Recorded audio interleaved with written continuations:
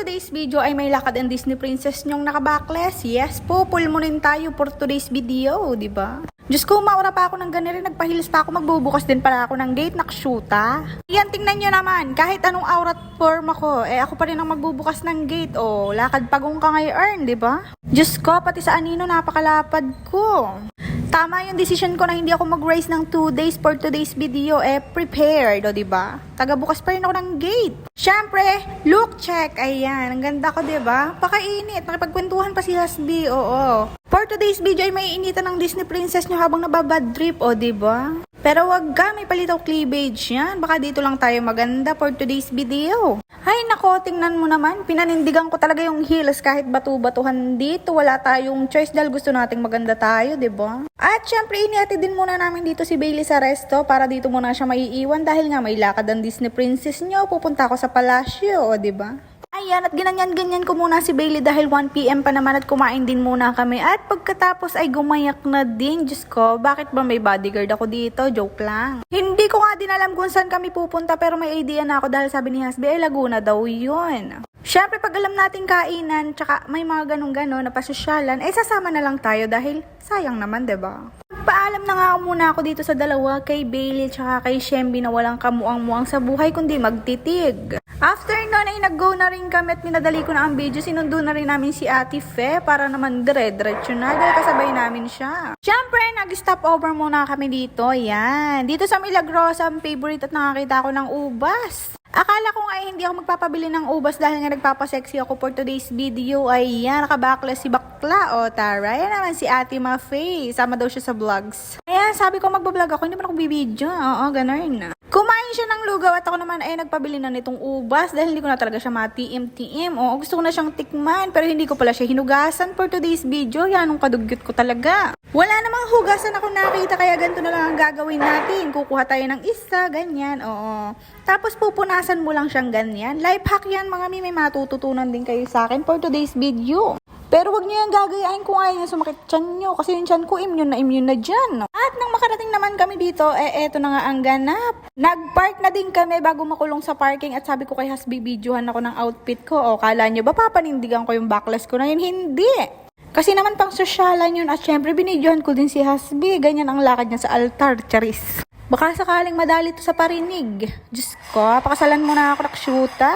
Sabi niya, kamukha daw niya si Daniel Padilla, kaya siya tumatawa. Sabi ko, hindi si Bitoy, charis. Joke lang ha. Baka naman mamaya, tutuhanin nyo. Pagpasok pa nga lang namin dito sa entrance, may mga merienda na. Kaya syempre, per dahampas lupa ang life, ayan, kukuha na tayo ng merienda. Ganto pala ang mayayaman pag nagpapa-event. Diyos ko, may dragon. Nakshuta. Syempre, for the check, ayan ang kakainin namin for today's video. Syempre, pika-pika lang yan. Bakit naman may paan ng manok? Tinikman ko na rin kung masarap. Pero siomay muna tayo, taray. Grabe, B. Ang siomay ng mayayaman sosyal. Malasa talaga, B. Hindi mo akalain yung toyo nila. Kakaiba pala. Nasanay kasi ako sa dato puti. May iba pa palang ginagamit. Syempre, tinikman ko na rin yung paan ng manok. Wala namang pinagkaiba yung paan ng manok. Paa pa rin siya ng manok. Pero okay na rin kasi nasa mayaman tayong event. Syempre, parang pasosyal tayo, diba? Tapos na-imagine ko, bakit kamukha ni Bailey tong dragon na to? Tinawag ko nga siya dyan pero hindi nakibong. Baka kamukha lang talaga ni Bailey. Syempre, joke lang yun, diba? Ayan yung main entrance. Syempre, may pa-dragon sila. Napakayayaman ng mayayaman talaga. Dragon ng alaga, nakshuta. Syempre, taste test muna tayo. Kung nakikita nyo, ayan ang aking kinuha. Bali, yung green na yan, lasang damo. Etong paa, lasang paa. At syempre, Shanghai. Yun din yun. May balahibo pa akong nakita, mga mi. Pero okay lang yan kasama sa garnishes. Tapos mga may pagpala mayayaman, lechon ang kanilang pang pika-pika. Merienda pa lang nila, lechon na. Syempre, per dahampas lupa, sinulit namin, nakadalawang platito kaming lechon. Yung lechon, papasok ka pa lang ng entrance nila, kabalandra na. Tapos, ayan, nagpipictorial na nga sila dyan. Tapos, hindi nga ako naniniwalang ano yan. Nakita ko may tao sa loob. Syempre, sasayaw daw sila dyan, kaya pinasayaw muna nila. Syempre, kain din muna kami ng kain. Bali, ang pinuntahan nga namin na to Budel Fight ata at may pakuk pa si Hasbids ko. Isang lagok ng cook, putok-batok naman sa iinumin mo. Medyo hindi nga ako nag-enjoy dyan sa cook kasi lasang tandoy pakilasa ko. Ba't kasi Coke Zero, diba? Tuwan-tuwa nga si Hasbi at susulitin na daw niya kasi wala nito sa amin. Bali, sumama nga pala kami dito sa Lions, dito sa San Pablo, yes. Si Hasbi, member na siya pero hindi pa ako member. Ayan, pinasayaw na nga nila yung dragon. Shoota, kagaling. Ganyan-ganyan din si Bailey pag pinapasayaw ko.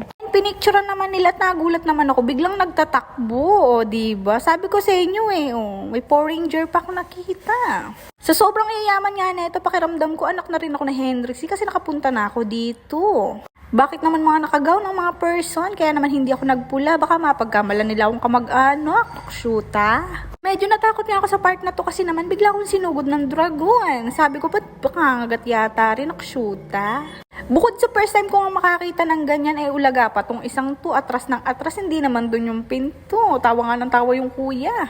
Siyempre, for the hampas lupa ang life, hindi pa pala yun ang pagkain namin. Kakain pa rin kami dito sa caterers. O, taray, sosyal. Mga mare, plato pa lang at kutsara nila. Mabigat na, ibig sabihin pang sosyalin. Diyos ko, eto na nga ang aming kinain. Siyempre, ayun yung kinain ni Hasbi at siyempre hindi mawala ang lechon at eto naman ang kinain ko. Mga mare, hindi na nga ako nagra-rice ng 3 days pero yung kinain ko ngayon, parang nag-rice na din ako at 2 platitong lechon ako tsaka yun. Tapos sa mayayaman pala, may paganere, tuba. Ayan, Diyos ko. Inabutan ako ng wine, tinikman ko naman lasa siyang tuba. Sa totoo lang. Parang kinulayan lang siya ng orange pero tuba talaga ang lasa niya mga mi. Hindi talaga kami pwede pang sosyalan. Akala ko sosyal na ako pero nung tinikman ko yung wine, lasang tuba. Tawa nga ng tawa si Hasbi at sabi ko sa kanya, tikman niya, same daw talaga ng lasa. After kumain, naglakad-lakad muna kami at nagpahindag dito sa baba dahil baka doon pa kami abutan sa loob ng sakit ng tiyan sa dami namin kinain. Yan, outfit check. Tingnan nyo naman yung bilbil ko, mamutok-mutok na. Naupo din muna ako saglit, nakita ko naman tong gilid, bakit nag-crack, pero hindi ako may gawa niyan mga mi. Chinek ko nga kung pati inuupuan ko may crack. Oo, matibay naman siya pero may crack talaga. Nagdadayat na nga ako't no rice, bakit naman may crack yan? Baka mapagbintangan ako for today's video. At ang heels ko nasuko na rin mga mi, kaya nagpalit na rin ako ng sapatos. Ang sakit-sakit sa paa, promise. Ang hirap maging mayaman, ang hirap maging sosyal mga mi. Oo, kailangan nating magpanggap for today's video. For the panggap at yan, nakakita nga kami ng sports caress. Oo. Siyempre nagpa-picture na din ako kahit hindi ko alam yung tawag yan sa car na yan. Sabi ni Hasbi, sports car daw yan, dinasalan ko na nga at baka magkaroon din kami yan bukas. Sabi nga din ni Hasbi, hawakan daw niya para nakahawak na din siya ng milyonos, o diba? Siyempre yung pabango namin, mga mima, tig 69 pesos lang to sa Shopee, pero lakas makasosyal. Bumili na din kayo, lagay ko sa yellow basket. Diyos ko, nag-endorse pa ako for today's video. Mukha lang kaming sosyal at amoy kaming sosyal. Siyempre, paparis tayo sa mayayaman, Katy Perry, Meow Yarn. At bumalik na din kami dahil naramdaman namin na baka gutom na naman kami for today's video. Joke lang.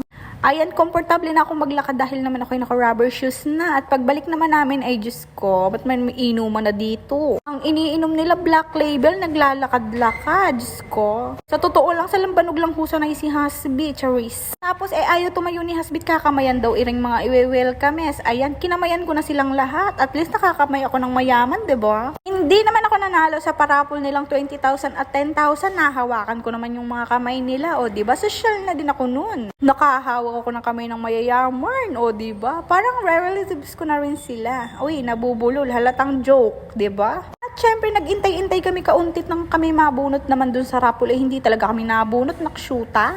Inintay-intay namin yung 10,000 pero umuwi na din kami dahil hindi talaga kami nakuha. Ayan ang pa-entrance nila, ngayon ko lang na-videohan. Pa-like, share, and follow na lang po. Yes, Alpine Vlogs for today's video. Thank you. Pauwi na kami. Diyos ko, abutin kami ng alas 3. Palubat na din ako kaya babush na. Bye-bye!